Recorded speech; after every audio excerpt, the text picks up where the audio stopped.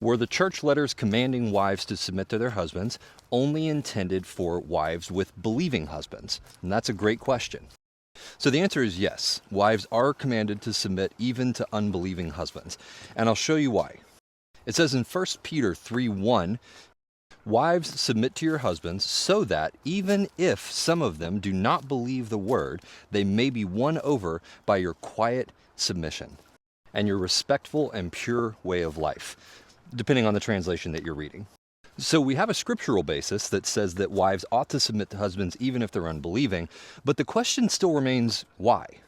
Now, on the one hand, Peter says that the reason why is because for how do you know that you might not lead them to Christ through your quiet and pure submission? And so that's one reason, but I actually think there's a second reason that may even be more important than that, and it has to do with why wives are commanded to submit to their husbands in the first place.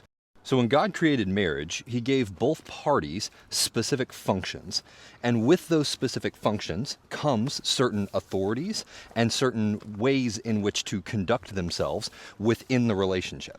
Think of it like the bylaws within an organization. Depending on the company, you might have a CEO and a CFO. And in some companies, the bylaws would say that the CEO and the CFO are equal and they have to make decisions in conjunction with the board. But in others, the CEO position is appointed hierarchically as the highest position, and then the CFO has to submit to the authority of the CEO. So depending on the bylaws, that dictates what the roles and functions and the hierarchical nature of the organizational design. Works the exact same way in a biblical marriage.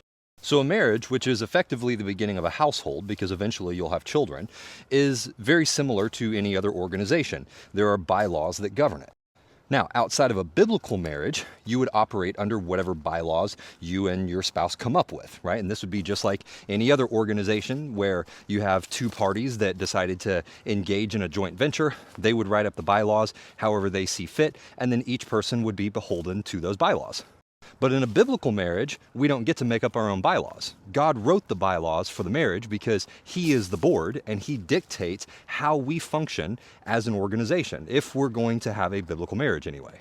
And so when we look at the roles of the wife and the husband, the roles are not predicated on one another. So the wife being commanded to submit to the husband is not predicated on whether the husband is righteous or unrighteous. Likewise, the husband being commanded to love the wife and to lay down his life on her behalf as Christ laid down his life for the church. I know I kind of paraphrased that a bit, but you guys get the idea.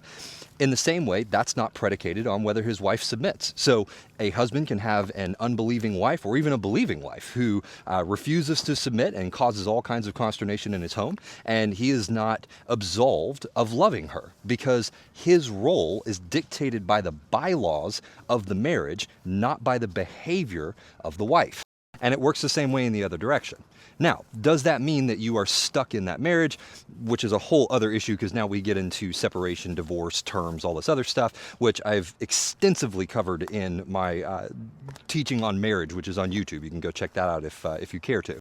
But for the sake of this particular topic, I will say that Paul teaches if two believers or if a believer and an unbeliever are together, and for some reason they're unable to live at peace, then the believer, whether it's a wife or a husband, is free to separate from the unbeliever. They are not under obligation in that situation. Now, Paul does highly recommend that they try to work it out and they stay together, and he does, of course, say that if you can live at peace with them, then you ought to stay.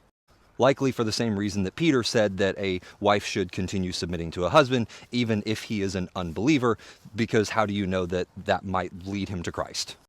And also Paul said that while you are together, the husband sanctifies the wife sanctifies the husband, if you're believers, and this has something to do with the children, which I don't have enough information to be able to speak super intelligently on that one. I'll just say that there is a greater spiritual implication to how that relational dynamic works that also has something to do with sanctifying the children.